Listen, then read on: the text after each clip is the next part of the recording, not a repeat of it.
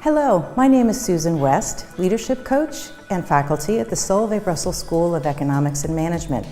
One of the most misdiagnosed problems in change management today is how to get your organization from where it is to where it needs to be in the future.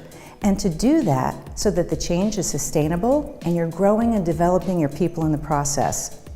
Really successful organizations solve that issue by a very counterintuitive approach.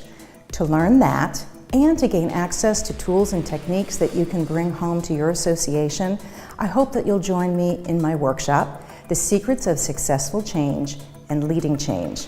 Hope to see you there.